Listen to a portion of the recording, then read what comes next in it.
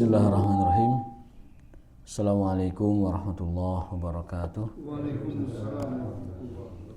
Alhamdulillahirabbil alamin wa bihi nasta'inu ala umuri dunya waddin. Asyhadu an la ilaha illallah wahdahu la syarikalah wa asyhadu anna sayyidana Muhammadan abduhu wa rasuluhu alladzi la nabiyya ba'dah. Allahumma shalli wa sallim ala hadan nabiyil karim wa ala alihi wa ashabihi ajmain. Amma ba'du. Allahumma subhanaka la ilma lana illa ma 'allamtana wa 'allimna ma yanfa'una wa zidna ilman wa rabbana atina fid dunya hasanah wa fil akhirati hasanah wa qina adzabannar.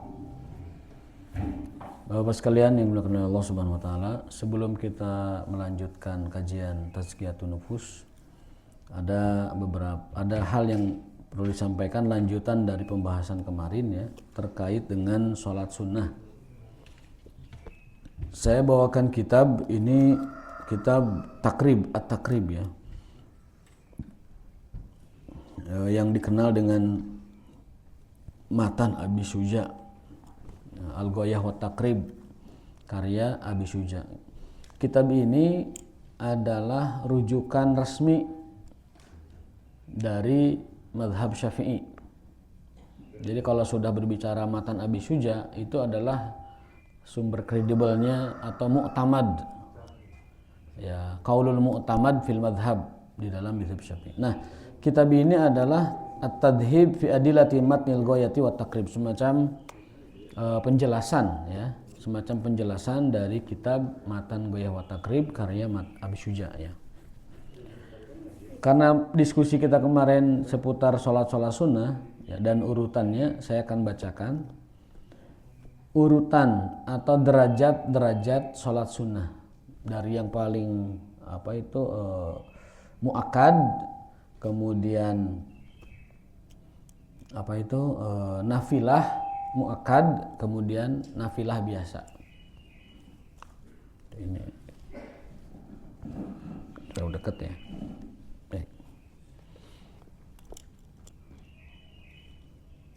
Wassalawatul masnunatu khamsun. Nah, urutan pertama, grade-nya sholat sunnah itu yang paling utama, yang paling muakkad ya, itu adalah 5 sholat sunnah.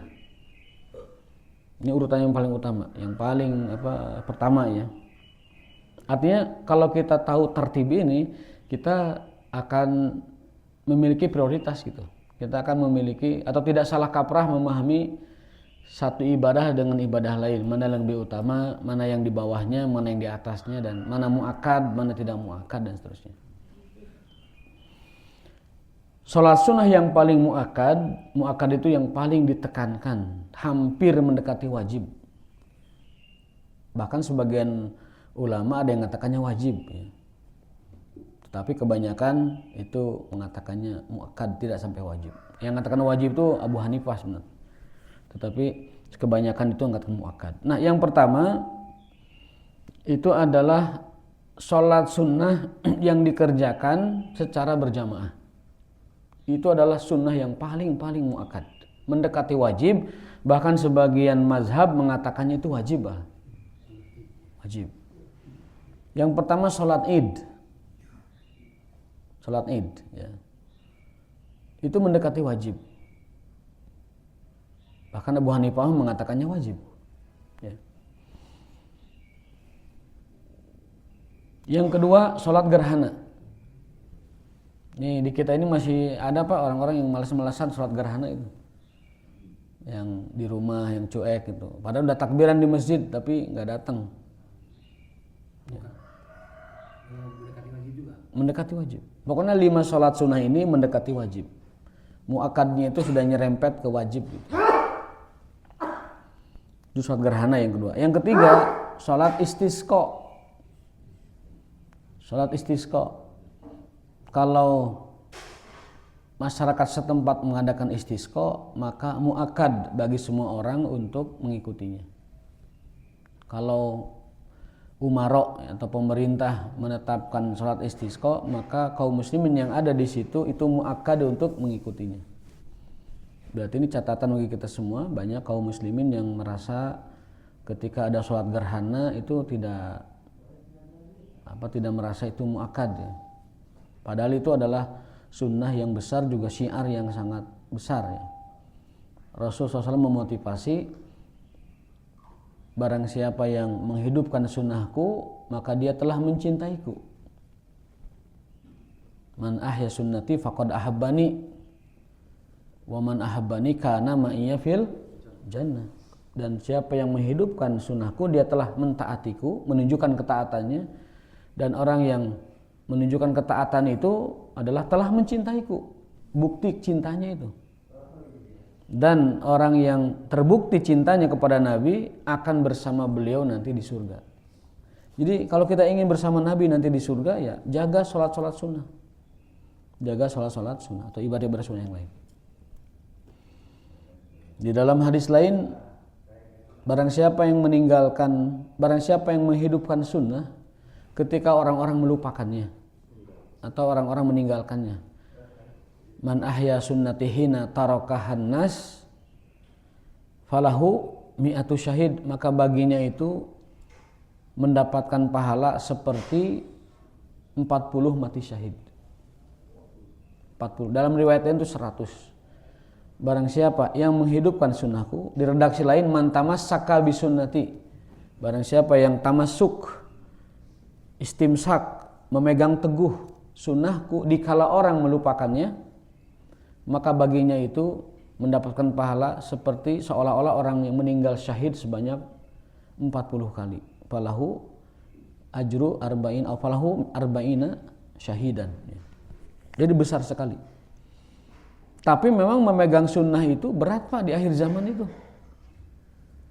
Dalam sebuah hadis disebutkan al-masik, orang yang memegang kebenaran, memegang sunnah, itu bagaikan memegang bara api, berat, panas. Ya, dipegang panas, dilepas hilang. Ya. Kalau kita tinggalkan berarti kita tidak mengikuti sunnah. Tapi kalau kita pegang, beratnya minta ampun. Maka pantas saja Nabi mengatakan orang yang menghidupkan sunnah Rasulullah, sunnahku, ketika orang-orang tidak melaksanakannya, ketika orang meninggalkannya, maka baginya itu pahala 100 kesyahidan. Ini motivasi untuk kita semua. Dan itu bukti cinta kita kepada Rasul, dan itu juga yang akan menjadi syarat kebersamaan kita bersama Rasulullah SAW. Jadi itu yang pertama. Sholat sunnah paling muakkad yang hampir wajib itu adalah yang pertama sholat Idul Lebaran, ya, Fitri dan Adha. Yang kedua sholat gerhana. Yang ketiga sholat istisqa. Yang keempat sholat rawatib. Rawatib nih yang. Nah, sholat yang kelima tarawih. Itu 5 sholat sunnah yang super muakkad. Ya.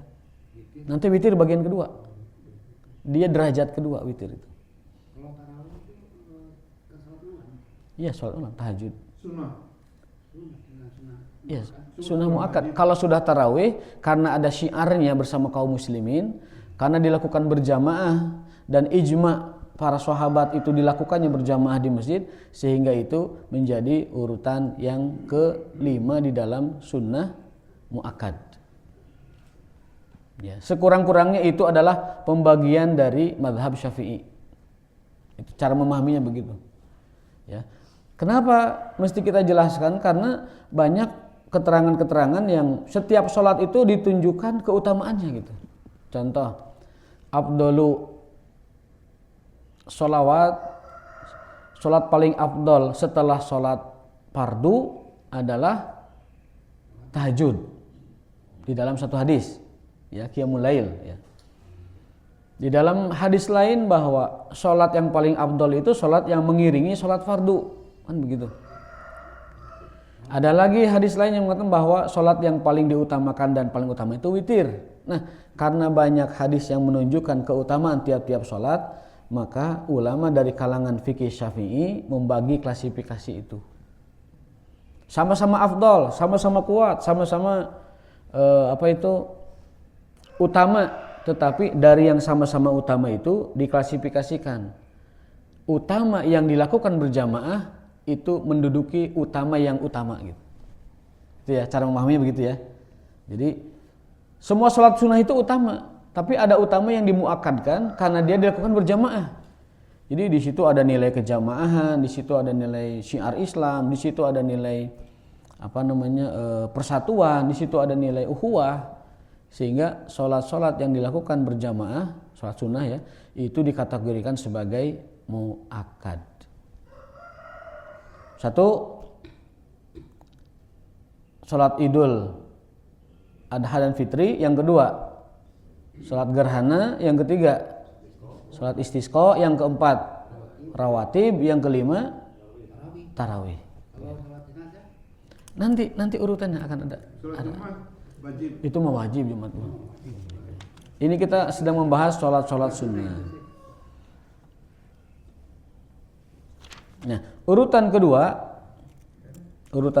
adalah wasalasun nawafil muakkadat.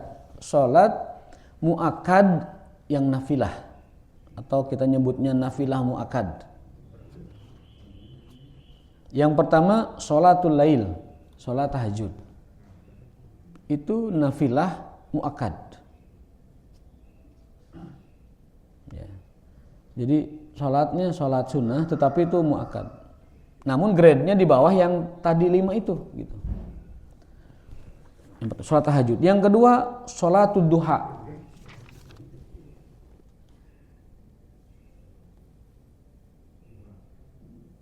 Oh maaf Pak, maaf ini ada sedikit miskom sebentar. Yang 5 tadi nomor urut 5-nya witir, betul Pak? Witir. Bukan tarawih. Witir. Mohon maaf, koreksi ini ya. Ini tidak terbaca satunya. Jadi saya ulangi, sholat sunnah muakkad yang paling muakkad mendekati wajib itu adalah 5. Satu, sholat id. Yang kedua, gerhana. Yang ketiga, istisqa. Yang keempat, rawatib. Yang kelima, witir. Betul itu. Witir. Ya. Walaupun satu rakaat. Yang penting jangan setengah rakaat. Kalau nggak pakai niat, iya. Ya? pakai niat, sholat satu rakaat. Niat itu kan di hati, Pak. Niat kan di hati. Kalau di hati sudah ada niat, ya udah niat. Udah niat. Ya. Kalau niat yang dibaca itu bagi orang yang suka ragu dalam niat gitu. Makanya kenapa Imam Nawawi mengatakan bahwa niat itu diperlukan di dalam ibadah, terutama sholat, bagi orang-orang awam yang susah memantapkan niatnya. Tapi bagi orang yang sudah mantap niatnya, nggak perlu dilafazkan lagi. Apalagi kalau nggak ngerti bahasa Arab, nanti usolli fardhu zuhri rakaataini lagi, padahal arba'a rakaat, ya kan?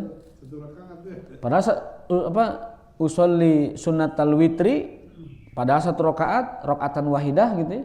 Tapi dia salah rakaat terus karena tidak paham bahasa Arab. Maka kata Imam Nawawi dalam pendapat beliau, niat boleh dilafazkan bagi orang yang kurang mantap niatnya. Bagi yang sudah mantap niatnya tidak perlu dilafazkan. Kalau Pak Haji ini sudah witir, ya langsung aja jebret. Allahu Akbar, itu sudah tergandung niat di dalamnya. Gitu, sudah tergandung niat di dalamnya. Tapi bagi awam ya mungkin perlu usolli, perlu nawaitu, ya silahkan. Dan itu berlaku dalam semua ibadah kecuali haji umroh. Haji umroh niat wajib dilafazkan. Apa niatnya? Labbaik Allahumma hajjan. Kalau umroh, labbaik Allahumma umratan. Kalau dua-duanya, labbaik Allahumma hajjan wa umratan. Bersama sebelum talbiyah. Jadi dijaharkan. Niat haji itu adalah niat yang wajib dijaharkan. Karena haji itu ibadah syiar. Ibadah syiar itu harus berisik, harus gandeng, harus krodid gitu. Kan makna haji itu kan krodid. Secara bahasa haji itu krodid. Jadi riuh gitu. Haji itu riuh. Maka kalau ibadah haji meneng-meneng baik, talbiyah meneng, niatnya meneng, doanya meneng, itu tidak sesuai dengan filosofi ibadah haji. Ibadah haji itu ibadah syiar. Jadi ibadah yang ramai gitu. Ibadah syiar. Dari kata hajja yahuju itu hajij, berdesakan, krodid. Itu memang ibadah haji begitu karakternya.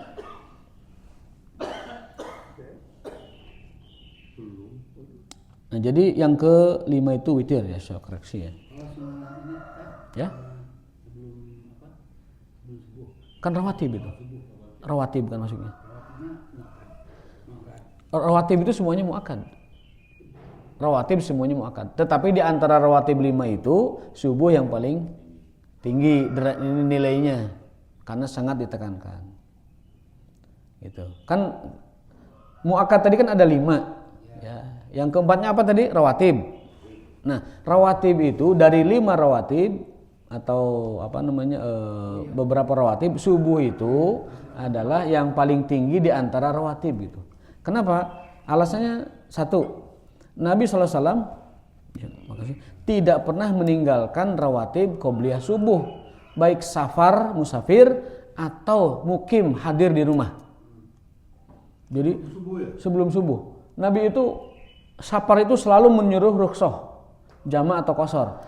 Tapi sholat sunnah sebelum subuh tidak pernah beliau tinggalkan, la fis safar wala fil hadar. Tidak safar. Kalau dikerjakan di masjid gimana? Boleh, di masjid boleh, di rumah boleh. Ya, kayak apa? Kita masjid duluan masuk ke Boleh, sini. boleh di rumah. Nggak usah ngobrol di mobil ya. Di rumah boleh, di masjid boleh. Di mana di Beli gaji loh sholat. dan cuma 2 rakaat. Qoblas saja. Jadi khusus sholat subuh hanya rawatib saja yang diizinkan. Tidak ada sholat lain, selain sholat qobliyah subuh. Ada memang hadis-hadis yang penyeimbang hadis ini, tetapi dari positioning hadis, status hadis ini yang paling kuat.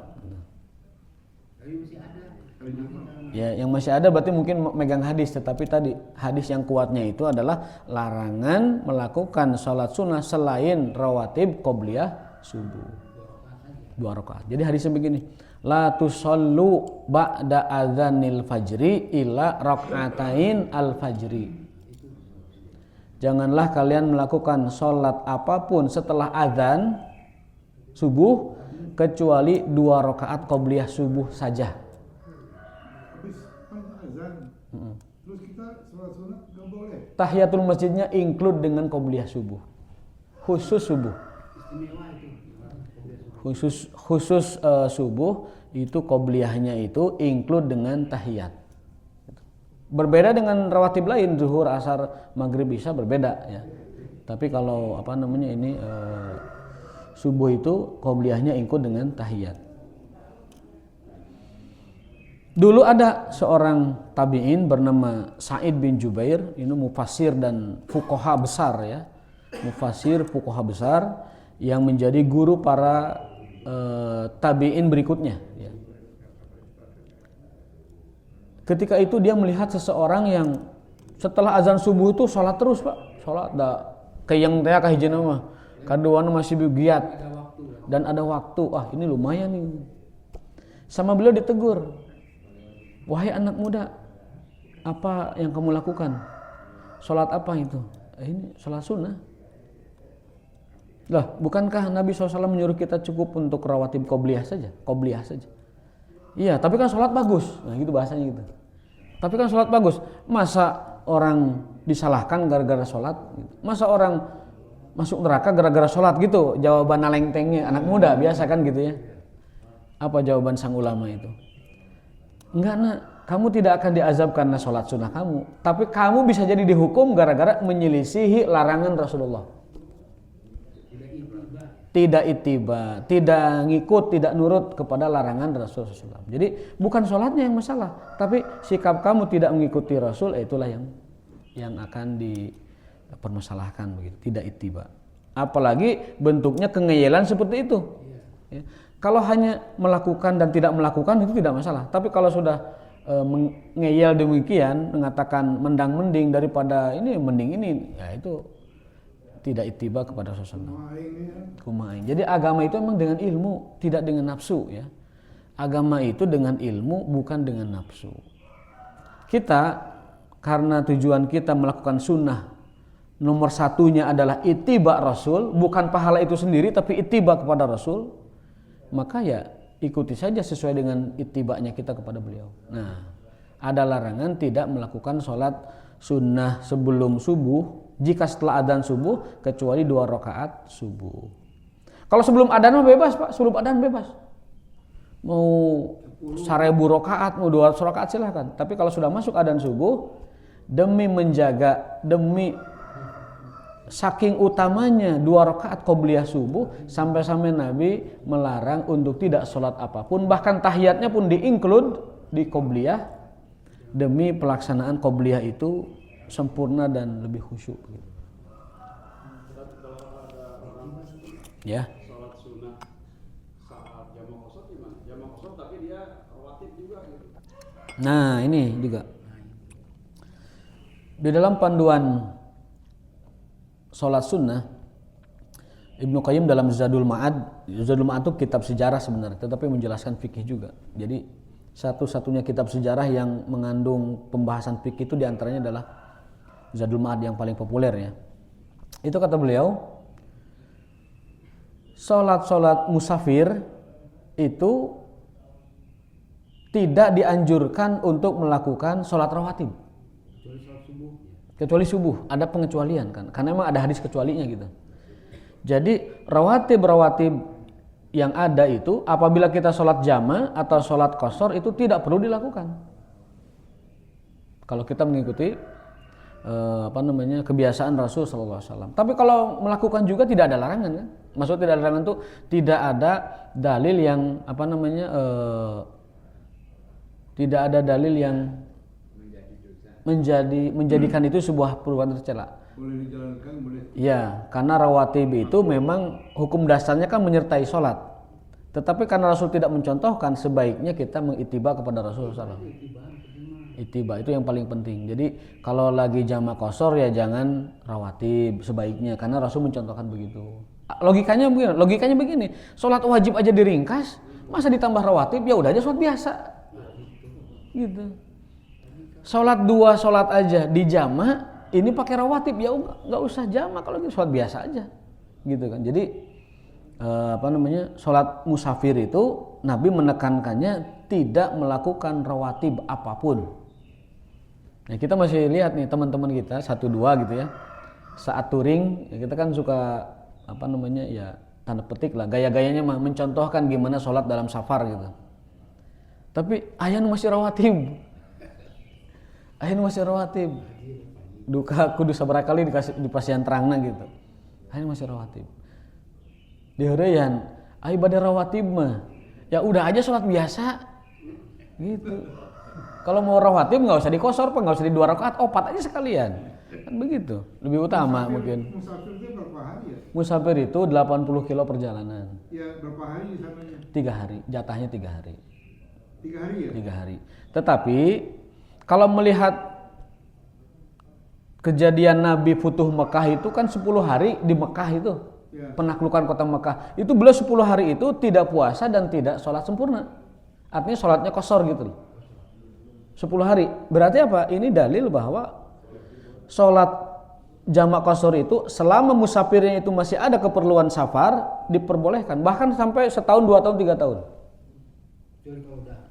Ya, contoh Bapak ditugaskan ke Kalimantan. Di Kalimantannya itu tidak stay gitu, tapi mobile. Masih dalam keadaan musafir, sebulan lamanya karena harus nginspeksi tambang ini, contohnya gitu ya. Kalau stay 3 hari ya? Kalau stay 3 hari. Kalau musafirnya stay 3 hari itu langsung sholat itmam, sholat ikmal, sholat sempurna gitu ya. Jadi sebenarnya batasan safar itu tidak ada Pak.